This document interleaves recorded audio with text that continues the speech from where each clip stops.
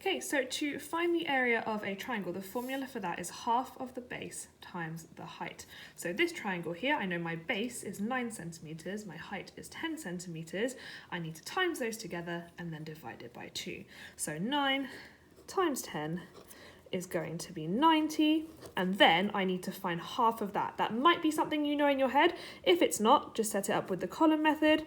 So put your bus stop there, and you divide it using short division. So 9 divided by 2, I can fit in 4 with 1 left over, and then 10 divided by 2 is 5. So my answer for that one is 45. It's not just 45 though, because remember we are doing area, so my answer needs to be in centimeters squared. So my final answer should be 45 centimeters squared.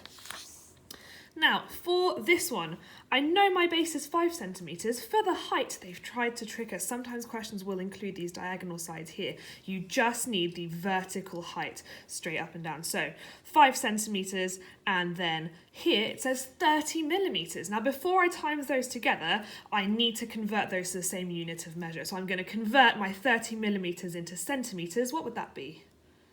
That should be 3 centimeters. So then I can do my base times my height, which is 5 times 3, which gives me 15.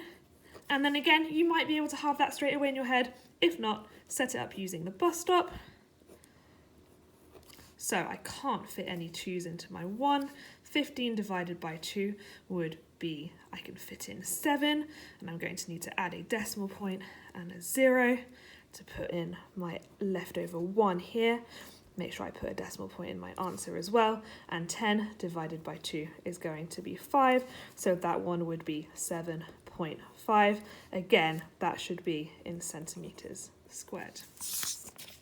So now moving on to looking at parallelograms. The formula for a parallelogram is just the base times the height. So this one, my base or my length is 6 centimeters, my height is 4 centimeters, 6 times 4 is 24, and then I just need to remember to add my units to my final answer.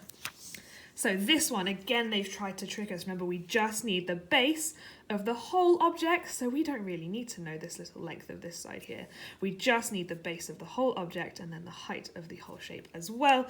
And this one's in different units too. So before I multiply, I'm going to need to convert my 40 millimeters into 4 centimeters, or I could go the other way and I could convert my 9 centimeters into 90 millimeters, but I'm going to do centimeters. So I'm going to do my 9. And then what would 40 millimeters be in centimeters?